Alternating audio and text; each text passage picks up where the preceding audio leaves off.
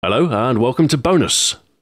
This week I have some Plants vs Zombies Garden Warfare, which is a baffling game, but it is quite good fun. Now there's not really much to it. There's two modes. There's Garden Ops and then there's the multiplayer. Garden Ops is a cooperative mode, 4 players versus AI zombies, and it plays a little bit like Mass Effect 3's multiplayer, which I really liked actually. Basically you plant a garden, then you have to defend against 10 waves of zombies. That's it, very simple. And then there's this, which I'm playing right now, which is the competitive multiplayer. And this plays a little bit like Team Fortress 2. There are 4 classes of zombies, 4 classes of plants, and each has different styles of play, different weapons, and different abilities. Here, for instance, I'm playing as a pea shooter who's kind of analogous to the soldier from Team Fortress 2. You've got an area of effect weapon with a moderate rate of fire, and you can kind of rocket jump, except it's not rocket jumping. It's called, there's a hyper ability, and then you can jump really high, get on roofs, and then spam peas from above. There are quite a few parallels with the classes in Team Fortress 2. It's interesting. I'm not sure if it's a skill-based game. Either I'm really bad at this game, or it's completely luck-based. I'm not sure. I'm honestly not sure. Anyway, it was relatively cheap. I think I paid 25 quid for it. And I suppose it's a way to fill the gap between now and Titanfall, which is pretty soon, actually.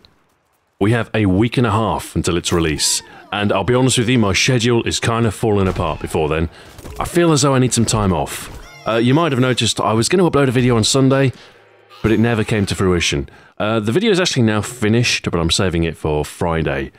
And that leaves me with just a single video to put together before the release of Titanfall, which is the viewer choice video. I guess we should talk about that. So there was a thread on Reddit, and there were hundreds of suggestions posted, and you guys voted on the ones that you'd like to see the most, and, well, here's the winner. Posted by Lolandette, it's a video about Easter eggs in gaming. First Easter egg ever found in video games, most famous ones, and most bizarre ones. Now, I've got to say, I'm quite grateful. This is actually a relatively doable idea. I do have some concerns about recording some of the more difficult to reach Easter eggs, but I suppose I could always lift some footage off YouTube if I absolutely have to. So anyway, that's in the works. I did say I was going to release it on March the 9th, but I'll probably push it back a little bit just to give me a more relaxed schedule and to give me the time that I need to actually to give this idea the time it needs. Anyway, let's get on with your questions. James Flintham asks, "Good day, not sure if you've answered this, but what are your thoughts on the continuing leaks from Edward Snowden? Is he a hero in your eyes, or a villain?" Well, there's clearly something wrong with the situation when the truth is damaging. So if we take an idealized view of the situation and shed off the shackles and molasses of geopolitics, then of course, you know, the exposition of the truth is a good thing, and Snowden is no villain. But in a more pragmatic sense, is there a need for secrecy when it comes to politics? Perhaps there is. But this need for national security and preservation of the status quo kind of makes us all complicit in a lie. So, Snowden, hero or villain? Well, perhaps rather unsatisfactorily, the answer is both. Jab of Legend says, "Stuart, are you a fan of manga or anime? And if so, which ones? Also, how far do you intend on building Crush, and if you finish it, will you make more games?" Manga, not so much. Anime, I've watched a few. I'm not like a huge otaku or anything like that, but I do enjoy a spot of Japanese animation once in a while. I've watched Hellsing, Cowboy Bebop, and I kind of have, like, I think I should watch Attack on Titan, because it looks pretty good, and I understand a lot of people are enjoying it at the minute. But I'm in no rush. As far as Crush with a K, for me, it's a hobbyist project. It's not something I've ever really planned to sell. It's not something that I don't want to pander to a market with it. It's a game that I want to make. It's a remake of a game I made when I was a teenager. So I would like to spend some time developing it. In fact, that's part of the reason why the video last week was delayed, is because I spent an entire day just working on Crush. I did some cool stuff. I made the score chains and multiplier mechanics more explicit on the HUD. There's now support for N targets and N steamrollers, although the pathfinding for N steamrollers is, of course, it's not developed. And of course, I have a plan for a whole difficulty ramp on the game as well. The game is designed to get increasingly difficult. I saw a large number of you in the comments saying, "Oh, it's a nice game, Stu, but it doesn't look very difficult."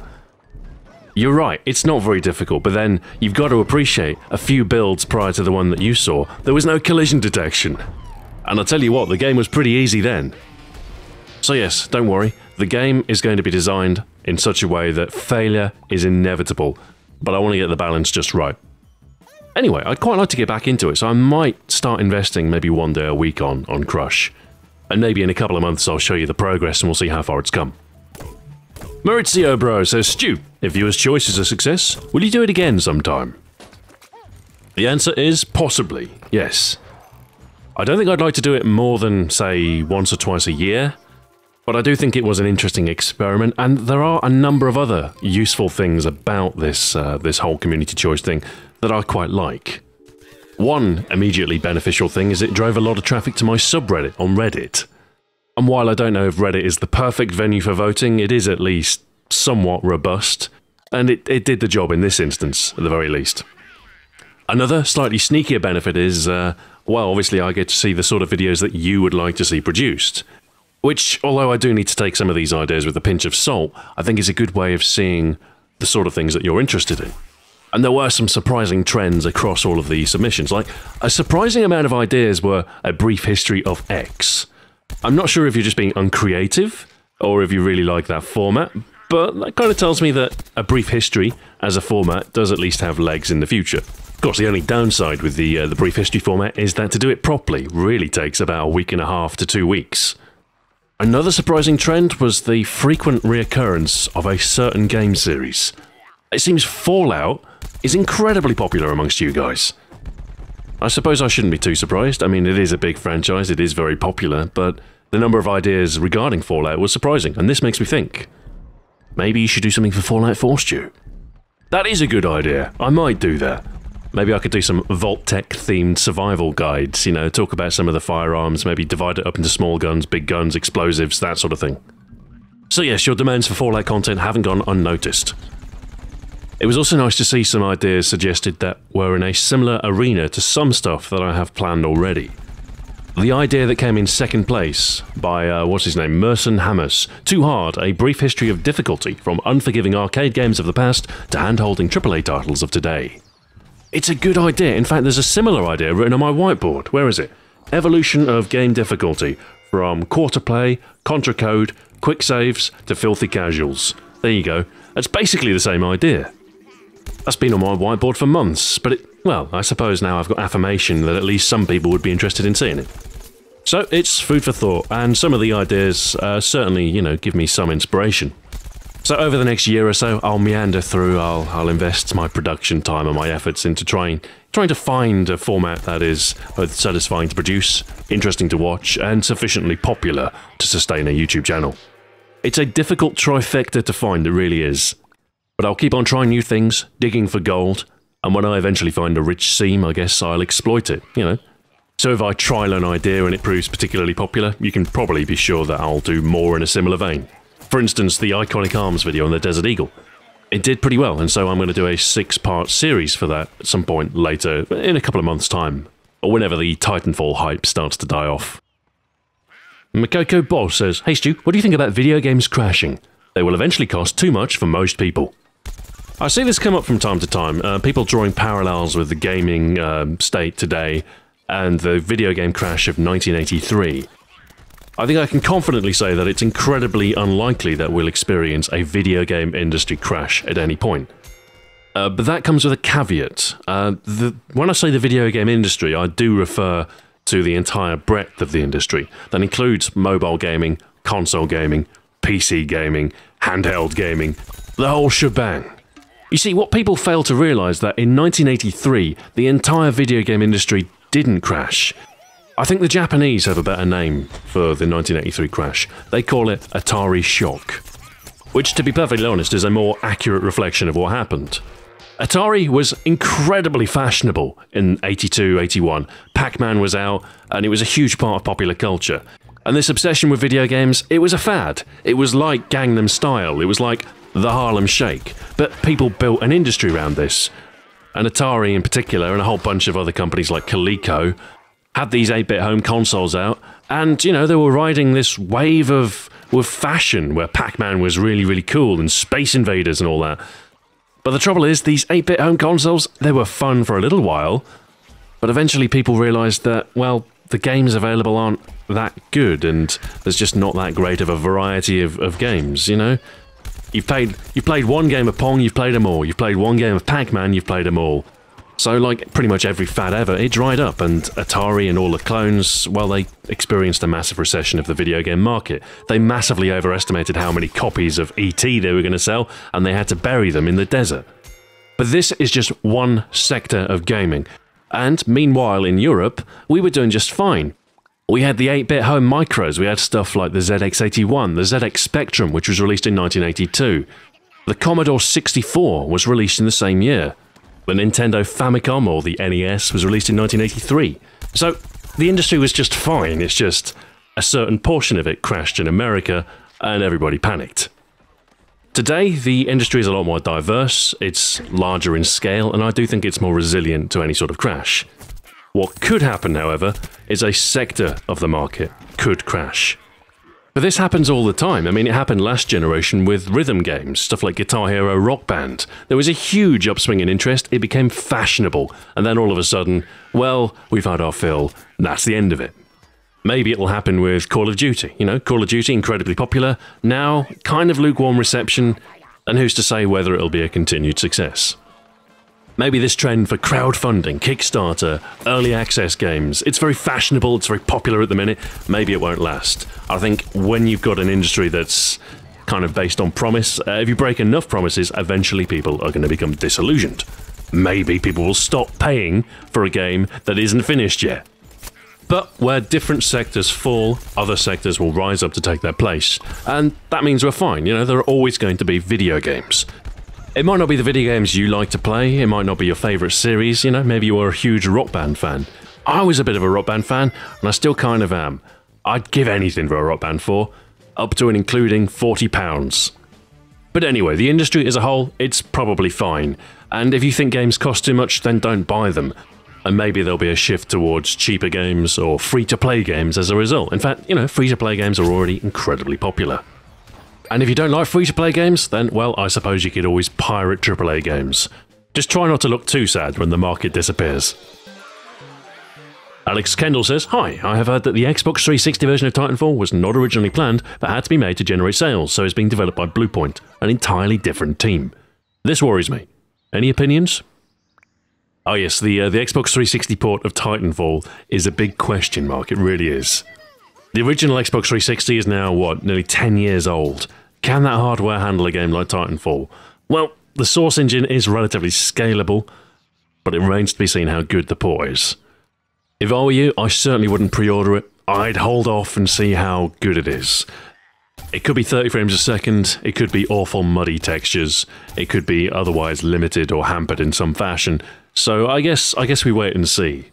I mean, clearly it's not going to be as impressive as the PC version or the Xbox One version, but it might yet be a fun game in its own right. It might preserve the important gameplay elements while, you know, dialing down the graphics a little bit. But yeah, like I say, for anyone planning on getting it on 360, I would probably hold off for a little while, just to see how good the port is. TB9mm says, "Stu, will you release your game for Android and App Store?" At the minute, I don't have any plans for any sort of mobile ports. In fact, I'm entirely unfamiliar with mobile programming. So at least for now, the game is a PC exclusive. However, the technology I'm using is relatively portable. I'm using C#.net, which, I mean, does exist outside of a Microsoft setting. And for the basic inputs and outputs, I'm using OpenSTL.net. So in theory, a port to Linux would be more than attainable, and I suppose the same goes for Mac as well. And if you can port to Linux, then you can port to Android relatively simply. But I may need to get some assistance on this front, you know, maybe I'll outsource it. But I'm thinking too far ahead here. My main focus is to finish it as a PC exclusive, and then, as far as other versions are concerned, I'll think about it. Liam Jew says, "What games and or movies have scared you the most?" I can't think of too much that's really been scary game-wise that I've played. I mean, sure, you know, I've jumped at a couple of jump scares, but that's not really, that's just like, oh, there's something there that was previously not there. It's not really, like, terrifying in any sense. One scary video game that comes to mind is probably the Amiga version of Jurassic Park. Now, for the most part, that game is just like a top-down dinosaur 'em up, but every so often there are first-person sections in which you've got to sort of turn on a switch or escape or something, and there are velociraptors out to get you, which is, yeah, that was really terrifying, because it was in 3D and it was all new and exciting. These days, though, don't really get scared by video games that much, and I don't really seek out video games that, you know, aim to be scary. I've played a bit of Outlast, it's alright. I guess it is kind of creepy in places, but you can almost read it like a book. Oh, I've got to walk past this guy, do I? Oh, he jumped at me. Oh, what a surprise. I am so surprised at this jump scare. Alright, next question part. Have you ever played the standalone DayZ? I have not. If not, why not? DayZ holds no interest to me. I'm actually not a big fan of multiplayer games, which I know sounds weird to say, but I consider stuff like Call of Duty multiplayer more of a single-player game. You play it with other people, but really you're playing it for your own goals, you know, you're playing it to get kills. You're not really trying to strive for teamwork or anything like that. Anyway, as a single-player game, DayZ is pretty awful. I think we can agree on that. The value in DayZ is in the interactions between other players. It's a pure multiplayer experience, and that doesn't appeal to me. I like a game I can enjoy on my own. And finally, what are your hobbies? If you have any, of course. But why wouldn't you? Yes, why wouldn't I have any hobbies indeed? Hobbies. Well, I guess playing video games doesn't count, and I guess making videos about video games doesn't count. Does drinking beer count? Maybe. I like my beer. Does watching films count? I like to watch the odd film. In the past, I've indulged in a spot of DJing, in cycling, in photography, and, you know, I could very well return to those hobbies. But truth be told, you know, making videos, that's kind of what occupies most of my time. It's a combination of multimedia, of graphic design, of composition, and it satisfies me, you know? It's what I like to do with my time. So sadly, I don't really have a major drive to get out there and do parasailing or wakeboarding or exciting hobbies that make it sound like I've got a life. The calculator says, question Stu, I have noticed the word fun being used by many of the reviewers, pundits, and yes, even you, Stu. Why do you think that fun is a revelation in relation to Titanfall and perhaps not other titles, when all games, by their nature, would most ideally have a high fun factor? Ah yes, fun. I do use the word fun sometimes, because it's an easy way to communicate what could be a complex idea. Like, for instance, Plants vs. Zombies is fun. But what does that mean? Well, in the case of Plants vs. Zombies, let's try and expand what fun means. Fun doesn't tell you anything, it just says, hey, I like this game, a little bit at least. So, things I like about the game, I guess, you know, the variety of characters, I like discovering the different abilities, and I like putting it to the test in a competitive environment. You're playing against other people, you know, who are doing the same sort of thing. There's an element of discovery, I think, which is quite interesting. Discovering what you can do in the game, and also there's a pretty in-depth unlock system, which I am rather ashamed to admit, but I really like stuff like that. It's very similar to Mass Effect 3's unlock progression, where you buy packs of virtual stickers, and you unpack them, and then you get unlocks as a result of that. I like that, I do. I'm not particularly proud of the fact that I like it, but nevertheless, it appeals to the childhood me who used to buy football stickers, or Pogs, or whatever was the fashion at the time. So with Garden Warfare, you've got this compelling metagame with a pretty basic but entirely functional first-person shooter mechanic, and it works together pretty well. So when I say a game is fun, it's a shorthand for a whole bunch of different things which I like about the game. As far as critique is concerned, it's pretty much useless. It's the video game equivalent of the word nice. Like, you could look at a picture, a painting, and you could say, oh, that's a nice painting. But it doesn't tell you anything about it, really. It just expresses the fact that you like it. But of course, art can be good without being nice, and games can be good without being fun. Games don't have to be fun. Games can be challenging. Games can be thought-provoking. Games can be almost unpleasant at times, like Papers, Please. Now, Papers, Please, it starts off as kind of a fun little puzzle game, but then there's kind of a human weight to the story. You're denying entry to people who have all these hopes and fears and aspirations, and, you know, while it's the game itself is a simple, rewarding, pattern-matching thing, the actual storyline, the actual setting is quite depressing. In fact, you could probably think of quite a few story-driven games that have moments that are expressly not fun, you know? A main character dies. That's not fun, that's sad, you know? But it's kind of muddy terminology. Maybe you enjoy games that have sad moments. Maybe that makes them fun for you. But it's, like I say, it's a useless word that doesn't really mean anything. It's just kind of a shorthand to say, this is the sort of game that I enjoy. Jim Jam BNX, Stu, never use Metacritic. It's up there with GameStop when it comes to the cancer of gaming. Really, cancer of gaming, too edgy for me. No, look, Metacritic is fine for what it is. It's an aggregation of criticism in the media as a whole. So it works pretty well as a cross-section. But you've got to treat it like that. Like if you looked at an MRI of somebody and you didn't see any kidneys, you wouldn't think, oh, this man clearly has no kidneys. You maybe think, well, it's just the wrong cross-section.